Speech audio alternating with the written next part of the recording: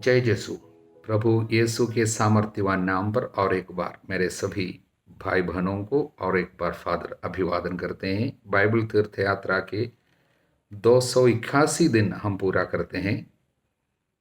प्रवक्ता ग्रंथ के 19वां अध्याय, साथ साथ यिर्मयाह के 3-4 अध्याय, मत्ती के 21वां अध्याय। प्रवक्ता ग्रंथ के 19वां अध्याय में मुख्य रूप से 3 संदेश है। पहला संदेश पिछले अध्याय के अंत में जिस विषय पर मनन करते थे उसी का विस्तार है, वो है आत्मसंयम। आत्मसंयम की जरूरत मुख्य रूप से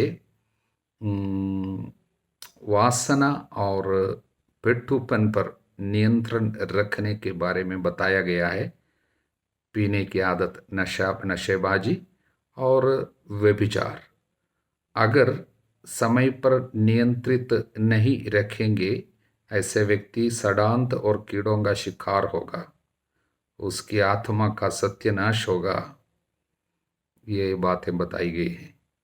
उसके तुरंत बाद 4 से 17 तक के वचन में सामाजिक जीवन में बहुत ज़्यादा ध्यान रखने वाली एक बात पर हम मनन करते हैं। पवित्र आत्मा हमारा ध्यान आकर्षित करते हैं, वो है फालतू शब्दों पर नियंत्रण, जीभ पर नियंत्रण। किसी के बारे में कुछ बातें सुनी है, उसको फैलाना नहीं चाहिए, उसको नहीं फैलाना। इस विषय पर सख्त आदेश प्रभु दे रहे हैं। विशेषकर आज के ज़माना ऐसा है, नव माध्यमों के जरिए यानी सोशल मीडिया के जरिए कितनी अफवाहें फैलाई जाती है, कितनी निंदा कई लोगों की होती है। इसलिए हमें सावधान रहनी है। वचन हमको बताते हैं, तुमने कोई बात सुनी है, वचन 10, तुमने कोई बात सुनी है तो उसे अपने में बंद रखो, मत डरो, ऐसा करने पर तुम फट नहीं जाओगे। देखिए कितनी सुंदर बात बताते। आगे कहता है, मूर्ख व्यक्ति ऐसा है, कोई बात सुनने पर ऐसा परेशान है, उस स्त्री की तरह परेशान है जिसका प्रसव निकट है। प्रसव निकट आने पर एक स्त्री को कितनी तकलीफ होती है, उसी तरह है किसी को कुछ बातें सुनने पर जब तक उसको बताएंगे नहीं कुछ लोगों को, तब तक वो परेशान रहते हैं। आगे कहते हैं 12वां वचन, मूर्ख के पेट में रहस्य की बात जांघ में लगे बाण की तरह होती है। किसी के जांघ में बाण लग जाने से कितनी परेशानी होती है, उसी तरह होता है कुछ लोग जो मूर्ख है। हालेलुया।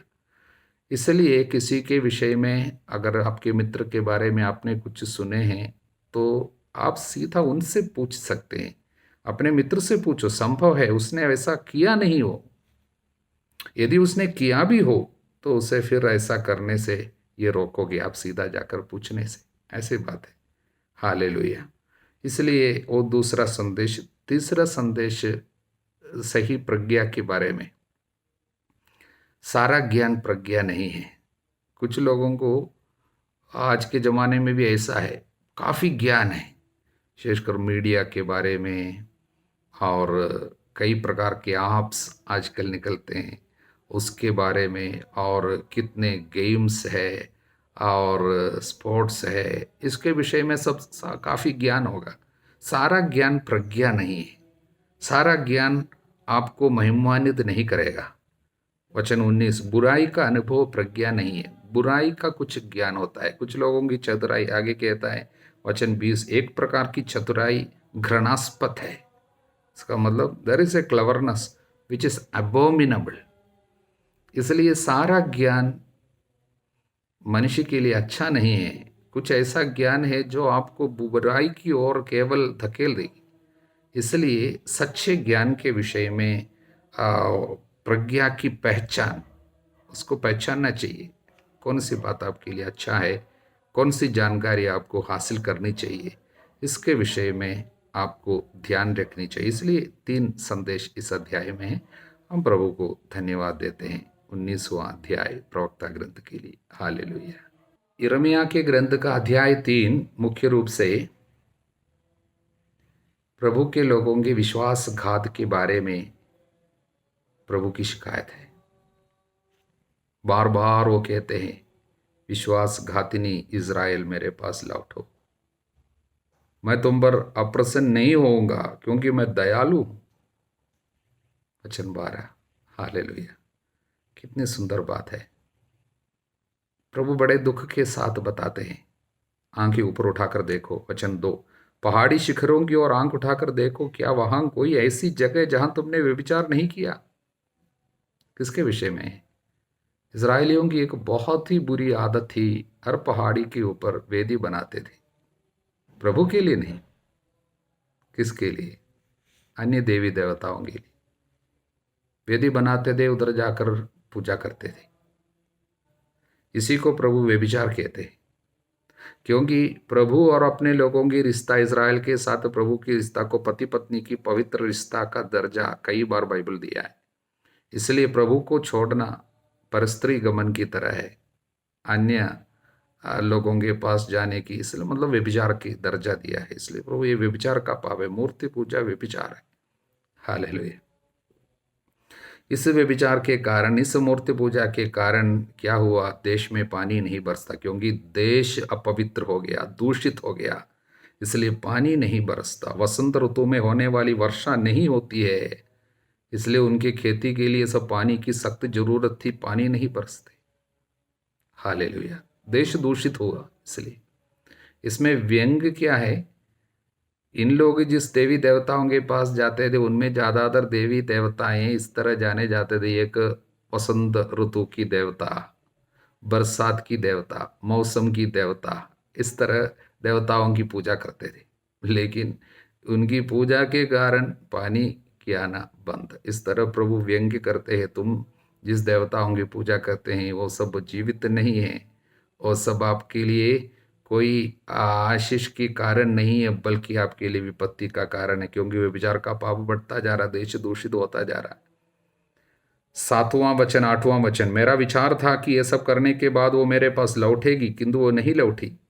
उसकी बहन कपटपूर्ण यूदा ने यह देखा। इज़राइल और यूदा के बारे में बता गया, दोनों बहनें। मैंने भी देखा, मैंने उसके व्यभिचार के कारण विश्वासघातिनी इस्राएल को त्याग पत्र देकर छोड़ दिया। पहले इज़राइल को मैंने छोड़ दिया, और किंतु उसकी बहन कपटपूर्ण यूदा नहीं डरी, वो भी व्यभिचार करने लगी। सबसे पहले क्या बात प्रभु किसके बारे में बता रहे हैं? इज़राइल में ये पाप सबसे पहले बढ़ गया, मूर्ति पूजा। देखिए, इज़राइल और यूदा दो देश में बढ़ गए थे, ये दोनों बहनें हैं। इज़राइल में ये पाप सबसे पहले, ये मूर्ति पूजा का पाप बढ़ गया। वहाँ पर बहुत गंदे, बुरे, कपटपूर्ण राजा लोग ज़्यादातर इज़राइल में हुई। यूदा में कुछ अच्छे अच्छे राजा आए हैं। हालेलुया। जैसे आहाब सब इज़राइल में शासन किया था, उनके समय सब सब इतने पाप बढ़ गए, मूर्ति पूजा बढ़ गए थे। इसलिए प्रभु ने त्याग पत्र देकर छोड़ दिया। किसको? इस्राएल को। ये किसके बारे में? कौन से विषय के बारे में? इसलिए इनके पाप के कारण प्रभु ने अश्शूरियों को इज़राइल पर हमला करने की अनुमति दी। इज़राइल पराजित हुई, और इसलिए इज़राइल को अश्शूरियों ने निर्वासन में लेकर गया, निनवे की ओर। BC, प्रभु के ईसा पूर्व 722 में सबसे पहले इज़राइल राज्य समाप्त हुआ, और यूदा ये देखकर पश्चाताप करेंगे। प्रभु ने सोचा इज़राइल की तरह पाप नहीं करेंगे, पश्चाताप करेंगे, प्रभु के पास लौट आएंगे, प्रभु सोचा। लेकिन वो भी व्यभिचार करने लगी। कपटपूर्ण यूदा नहीं डरी, वो भी व्यभिचार करने लगी। हालेलुया। इस तरह पूरे विश्वासघात की बातें इस अध्याय में प्रभु बार बार बताते हैं। और कितनी सुंदर बात 19वां वचन में सोचता था, मैं कितना चाहता हूं कि तुम लोगों के साथ अपने पुत्रों जैसा व्यवहार करूं, तुमको एक ऐसा सुखद देश प्रदान करूं जो किसी भी अन्य देश से सुंदर है। मैं सोचता था तुम मुझे पिता कहकर पुकारोगे, तुम फिर मेरा परित्याग नहीं करोगे।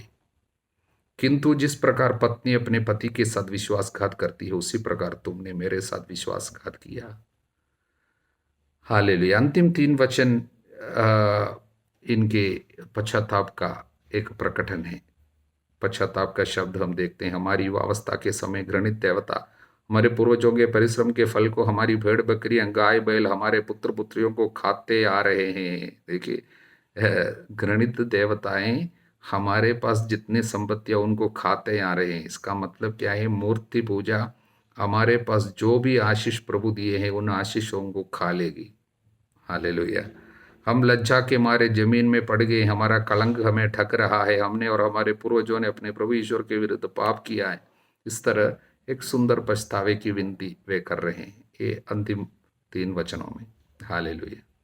14 अध्याय के पहले भाग में वापस आने के लिए प्रभु फिर से निमंत्रण दे रहे हैं और वादा कर रहे हैं उनको, यदि तुम मेरे पास लौटोगे, यदि तुम सच्चाई, न्याय और निष्कपट हृदय से जीवंत ईश्वर की शपथ खाओगे, तो राष्ट्रों को प्रभु का आशीर्वाद प्राप्त होगा, वे उस पर गौरव करेंगे। तुम्हारे द्वारा अनेक राष्ट्रों को आशीर्वाद मिलेगा, प्रभु कहते हैं। और इसलिए प्रभु कहते हैं, हृदय का खतना करो, सर्कमसिशन ऑफ द हार्ट। 14 वचन, प्रभु के लिए अपने शरीर और अपने हृदय का खतना करो।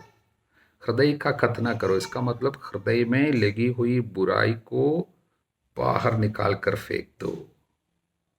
बुराई का परित्याग, पाप के सुख लेने की आदत से छुटकारा, त्यागना है कुछ आदतों को, कुछ बुरी आदतों को, उसी को हृदय का खतना बोलता है। अपश्चाताप, जिस हृदय में पश्चाताप नहीं है वो ऐसे खेत जैसे हैं जो पड़ती जमीन है, जो जोती हुई नहीं है, जहाँ पर जंगली पौधा और कांटे सारे जगह में उगे हैं, ऐसे खेत की तरह होगी, पश्चाताप नहीं करेंगे तो। इसलिए प्रभु कहता है, पड़ती जमीन को जोतो, कांटों में बीज मत बो। इसलिए पश्चाताप करने के लिए प्रभु आह्वान करते हैं, बुलाते हैं पहला भाग में। दूसरे भाग में शत्रुओं के आक्रमण की सूचना, इनके ऊपर आने वाली विपत्तियों का विवरण है। जैसा कि वचन 7, तुम्हारे नगर उजड़ जाएंगे, उनमें कोई निवासी नहीं रह पाएगा। वचन 9, उस दिन राजा अधिकारियों का साहस जाता रहेगा, याजक स्तब्ध रह जाएंगे, नबी विस्मित हो उठेंगे, विपत्ति आ रही है, इसलिए उसका विवरण है। और 19वां वचन से प्रभु नबी की पीड़ा को हम देखते हैं। देखिए, देश पे आने वाली विपत्तियों को न केवल सुनाता है, घोषित करता है, बल्कि उस पर सबसे ज़्यादा दुख नबी को स्वयं होता है, क्योंकि देश को प्यार करने वाले, अपने लोगों को प्यार करने वाले नबी के हृदय में ये विपत्ति की बातें सब सुनाते हुए उनको सुख नहीं मिल रहा है, बल्कि इतना दुख हो रहा है, उसकी आत्मा बहुत दुखी होती है, पीड़ा से तड़पता है। मेरे हृदय, मेरे हृदय, और मेरे हृदय की प्राण पीड़ा, मेरे हृदय की धड़कने, मैं चुप नहीं रह सकता। इतनी विपत्तियों को आते वो देख रहे हैं, अपनी आंखों के सामने विपत्तियों को वो देख रहे हैं, संदेश उनको बराबर मिल रहे हैं, इसको वो सुना रहे हैं, लेकिन लोग सुन नहीं रहे हैं। इसलिए उनके हृदय में बहुत पीड़ा होती है, उस पीड़ा को वो प्रकट कर रहे हैं। वो बताते हैं वचन 20, विपत्ति पर विपत्ति का समाचार आ रहा है, उनको समाचार मिल ही रहा है, नबी को अपने हृदय में संदेश बराबर मिल रहे हैं। सारा का सारा देश उजाड़ हो रहा है, मेरा शिविर अचानक उठाया गया, क्षण भर में मेरे तंबू। अपने देश की हालत देखकर वो स्वयं पीड़ा में तड़पते हुए बात कर रहे हैं। आगे सियोन के दर्द के बारे में भी वो कह रहे हैं, मैं प्रसव पीड़िता की सी कराह, प्रथम बार जन्म देने वाली का चीत्कार सुनता हूँ। देखिए, अपने दर्शन में वो लोगों के दर्द को देख रहे हैं, और सियोन की आवाज़ वो एक प्रसव पीड़िता की तरह चिल्ला रही है। वो सियोन की हाँफती हुई पुत्री की आवाज़ है, प्रभु के लोगों की आवाज़ है, जो ये कहते हुए हाथ पसारती है, हाय मैं बेहोश हो रही हूँ, मैं हत्यारों के हाथ में पड़ी। विपत्ति आते वक्त लोगों की हालत क्या होगी? उस समय वे चिल्लाएंगे, उस समय वे रोएंगे, वो रोना, वो उनकी कराहना, ये सब नबी अपने दर्शन में देख रहे हैं, और उसी को वे प्रकट कर रहे हैं इस अध्याय में। हालेलुया। मत्ती के सुसमाचार के अध्याय 21, सबसे पहले यरूशलेम ईसा का प्रवेश। ईसा ने 2 शिष्यों को कहते हुए भेजा, सामने के गांव जाओ, वहां पहुंचते ही तुम्हें बंधी हुई गदही मिलेगी, उसके साथ एक बछड़ा, उन्हें खोलकर मेरे पास ले आओ। यदि कोई बोले तो कह देना, प्रभु को इनकी जरूरत है। हालेलुया। प्रियजनों, प्रभु के अधिकार को दर्शाता है। सब कुछ के ऊपर उसको अधिकार है। हालेलुया। और प्रभु सर्वज्ञानी है, सबको देखता है, उसकी सर्वज्ञता को दर्शाता है। क्योंकि फलाने गांव में वो रास्ते किनारे बंधी हुई वो गदही को और उसके बछड़े को प्रभु यहाँ से देख लिया। अगर उसको देखा है तो क्या आपको और मुझको क्या नहीं देखेगा? अगर वो गदही को बछड़े को प्रभु इस्तेमाल किया है तो क्या हमको इस्तेमाल नहीं करेगा? क्या हमको वो अपने काम में नहीं लगाएंगे? जरूर। हालेलुया। इसलिए प्रभु का अधिकार और उसकी सर्वज्ञता। और ये बछड़ा, उसके विषय में संत मार्कुस कहता है उस पर अभी तक कोई सवार नहीं किया है। अनेक ईश शास्त्रियों के मुताबिक ये बछड़ा जो है गैर यहूदियों का प्रतीक है। यहूदियों को तो प्रभु सबसे पहले वचन सब दे चुका है,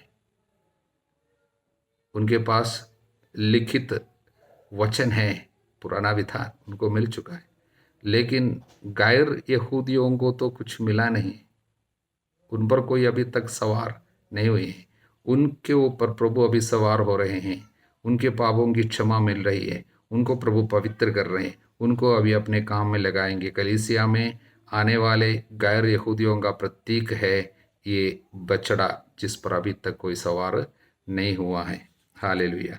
और उसके बाद हम मंदिर से बिक्री करने वालों का निष्कासन देखते हैं। ईसा ने मंदिर में प्रवेश किया, वहां से सब बेचने खरीदने वालों को बाहर निकाल दिया।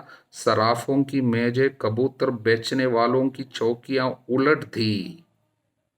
संत यरोम के मुताबिक यीशु के किए हुए चमत्कारों में एक बड़ा चमत्कार यह है, क्योंकि वो गरीब आदमी, यीशु गरीब था, वो किस तरह यहाँ के बड़े बड़े लोगों को, पैसा वालों को और सराफों की मेजें, कबूतर बेचने वालों की चौकियां सब उलटती, उनको बाहर करा दी। कैसे उनको ये अनुमति मिली? किस तरह उसने ऐसा किया और ये लोग मान लिया, कोई विरोध नहीं किया? ये बड़ा चमत्कार है यीशु का। इस तरह संत जरोम बोलते हैं। हालेलुया। और प्रभु ने कहा मेरा घर प्रार्थना का घर कहलाएगा। अभी आराधना में होने वाली एक एक नई मोड़ इसमें है। अभी प्रभु का घर केवल प्रार्थना के लिए। पहले आराधना में इन चीज़ों की सब जरूरत थी, क्या है, कबूतर की और अन्य जानवरों की सब जरूरत थी। अब उसकी सब जरूरतें नहीं है, क्योंकि यीशु के दुख भोग और मृत्यु के साथ साथ पुरानी आराधनाओं की रीति समाप्त होगी। कलीसिया में प्रार्थना, अब केवल प्रार्थना की जरूरत है। प्रभु प्रार्थना के लिए इंतजार कर रहे हैं, प्रार्थना के लिए हम लोगों को बुला रहे हैं। प्रार्थना का घर। साथ साथ प्रभु हमसे ये पूछते हैं क्या, और प्रभु कहता परंतु तुम लोग उसे लुटेरों का अड्डा बनाए हो। लुटेरों का अड्डा बनाया। अनेक ईश शास्त्रियों के मुताबिक प्रभु सबसे पहले हम सभी लोगों के बारे में ये बताना चाहते हैं, क्या मेरा घर जो है प्रार्थना का घर बनाया? हालेलुया। हमारा हृदय लुटेरों का अड्डा है, पैसा के प्रति लालच है अभी भी, आध्यात्मिक कार्यों में भी आप केवल फायदा खोजते हैं। प्रभु का आदर, प्रभु को प्यार, इन बातों का अभाव है। केवल यहाँ पर फायदा के लिए कार्य हो रहा है और खरीदारी बिक्री, इन बातों पर जरूरत से ज़्यादा लगाव है हृदय में। लुटेरों का अड्डा बन गया है। वासना, लालच, घमंड, ईर्ष्या, गुस्सा, पेटूपन, इन चीज़ों को सब अंदर रहने दिया। क्या लुटेरों का अड्डा बन गया है? प्रभु पूछते हैं प्रार्थना के लिए कितना समय देते हैं? आपका घर यदि प्रभु का घर है तो प्रार्थना होगी। क्या घर में प्रार्थना है? पारिवारिक प्रार्थना है? आपका हृदय प्रभु का घर होना है तो प्रार्थना होनी, व्यक्तिगत प्रार्थना है। और मंदिर के प्रति आपका उत्साह कैसा है? मंदिर को पवित्र रीति से आप मंदिर में आप व्यवहार करते हैं? मंदिर जाने के लिए उत्साह है? प्रार्थना के लिए जाने में आपका उत्साह कितना है? ये सब प्रभु हमसे पूछते हैं। हालेलुया। और प्रभु आगे अंजीर के पेड़ को श्राप देते हुए हम सुनते हैं। अनेक लोगों में इसका शक बराबर बना रहता है, प्रभु उस बेचारे अंजीर के पेड़ को क्यों सुखा दिया। हालेलुया। प्रभु खाना नहीं मिलने के कारण कभी अंजीर के पेड़ को सुखा नहीं सकता है, इसके पीछे कोई जरूर आध्यात्मिक रहस्य होगा। इसलिए ये जो घटना है उसको पैरेबल इन एक्शन, दृष्टांत, प्रभु अपने कार्यों के द्वारा एक दृष्टांत सुना रहा था, दिखा रहा था। हालेलुया। ये सूख गए पेड़ जो है अनेक शास्त्रियों फारिसियों का प्रतीक है, जो प्रभु के कार्य में उत्साह नहीं दिखाता है, ईश्वर के कार्य में, बल्कि प्रार्थना के माहौल में उनके अंतरतम में प्रभु के प्रति कोई फल उत्पन्न नहीं हो रहा है, बल्कि दिखावा है बहुत कुछ। क्योंकि बहुत दिखावा है, सब कुछ लोगों का ध्यान आकर्षित करने के लिए करता था, केवल पत्ता मात्र है, फल नहीं था। इसलिए उनको प्रभु सुखा दिया, क्योंकि उनके पाखंड के प्रतीकात्मक एक प्रकटन है ये पेड़, अंजीर का पेड़ जो सूख गया। यानी लोगों के ऊपर, इजरायलियों के ऊपर आने वाले एक विपत्ति के बारे में प्रभु चेतावनी दे रहा था। प्रभु जब प्यासा है, भूखा है हमारी आत्मा के लिए, और उनको दुखी नहीं करना। प्रभु जब हमारे पास आते हैं वो बड़े प्यास और आग्रह के साथ आते हैं। वो भूखा है, वो प्यासा है। अंत में जब प्रभु ने बोला मैं प्यासा हूँ, किसके लिए? पानी के लिए नहीं, हमारी आत्मा के लिए। जब हमारे पास प्रभु बार बार आते हैं, हमारे अंदर फल यदि नहीं देखेगा, यीशु के प्यास को बुझाने के लिए, उनके भूख को मिटाने के लिए आप तत्पर नहीं है, प्रभु के कार्य में उत्साह नहीं है, ये जरूर हमारे ऊपर श्राप को लाएगा। इस बात को प्रभु प्रकट कर रहे हैं। हालेलुया। और अधिकार का प्रश्न आगे, लेकिन प्रभु ने कोई उत्तर नहीं दिया, इसलिए उन्होंने ईसा को उत्तर दिया, हम नहीं जानते। वचन 27। इस पर ईसा ने उनसे कहा, तब मैं भी आप लोगों को नहीं बताऊंगा मैं किस अधिकार से ये सब कर रहा हूँ। यदि सच्चे दिल से जानना चाहता था तो जरूर प्रभु उत्तर देता, लेकिन यहाँ पर कुटिल रीति से जानते हुए भी, वे जानते हैं, क्योंकि ऐसा नहीं है कि वे वचन नहीं जानता था, मसीहा के बारे में जानते थे, किंतु ईर्ष्या के कारण ईसा के अधिकार को स्वीकार करना नहीं चाहता था। हालेलुया। इसलिए मसीहा का तिरस्कार करने वालों को प्रभु जानबूझकर उत्तर नहीं दे रहा है। आगे जाके हम दो पुत्रों का दृष्टांत सुनते हैं। वो समझने में अधिक मुश्किल नहीं है, क्योंकि जो पुत्र पहले नहीं जाऊंगा कहा किंतु बाद में पश्चाताप हुआ, वो गया, गैर मसीहियों का प्रतीक है। लेकिन जिसने कहा मैं जाऊंगा पिताजी लेकिन नहीं गया, वो इजरायलियों का, यहूदियों का प्रतीक था, और उनका तिरस्कार किया जाएगा। और किसने हम पर यीशु पिता की इच्छा पूरी किया? नाकेदार, वेश्याएं, यानी गैर यहूदी लोग, उनके विषय में कहा। और आगे हिंसक असामियों का दृष्टांत, वो भी प्रभु अपना तिरस्कार किस तरह लोग कर रहे हैं, यीशु के अधिकार को स्वीकार करना नहीं चाहता है, उनके विषय में बताया। इसमें एक वचन, केवल 44वां वचन, जो इस पत्थर पर गिरेगा वो चूर चूर हो जाएगा, जिस पर ये पत्थर गिरेगा उसको पीस डालेगा। हालेलुया। ये क्या है? दो प्रकार के लोग, दो प्रकार का कार्य, या तो आप पत्थर पर गिरो, नहीं तो पत्थर आपके ऊपर गिरेगा। हालेलुया। पत्थर पर गिरेगा तो वो पत्थर आपको चूर करेगा, यानी आपको, यू विल बी ब्रोकन। ये पत्थर प्रभु है, प्रभु यीशु है। ये पत्थर प्रभु का, कोने के पत्थर के बारे में बताया गया, ये प्रभु है। और उस पर गिरने से, उनके पाँव में गिरने से आप चूर हो जाएंगे, यानी आपका घमंड चूर चूर हो जाएगा, आप पिघलेगा। उस पत्थर के सामने आप गिरेंगे तो आपका दिल पछतावे से भरा हुआ दिल मिलेगा। जैसे पापिनी स्त्री चूर चूर हो गया, उसका घमंड, उसका वासना, उनके अहम, उनकी ईगो, सब कुछ नष्ट होगा। उनके सामने विनम्रता के साथ गिरना। अगर नहीं है, वो पत्थर अंत में विचार के न्याय के दिन में आपके ऊपर गिरेगा, पीस डालेगा, आपको बर्बाद करेगा, आपका सत्यानाश होगा। उसके लिए दानियल के अध्याय 2 वचन 34 और 44 से 45 तक का वचन, एक पत्थर जो ये प्रभु के शत्रुओं के ऊपर गिरता है, चूर कर देता है, तो वो प्रभु है, प्रभु का प्रतीक है। इसलिए दो प्रकार का आचरण, या तो प्रभु के पास या उस पत्थर पर गिरो, प्रभु पर गिरो, प्रभु पर अपने को सौंप दो, नहीं तो वो पत्थर आपके ऊपर अंतिम दिन में गिरेगा, वो आपको चूर कर देगा। हालेलुया। हमारे प्रभु यीशु मसीह की कृपा, ईश्वर का प्रेम, पवित्र आत्मा का साहचर्य, माँ मरियम की मध्यस्थता, सभी संतों की प्रार्थना आप सभी लोगों के साथ बनी रहे, अब सदा सर्वदा अनंत काल तक। आमीन।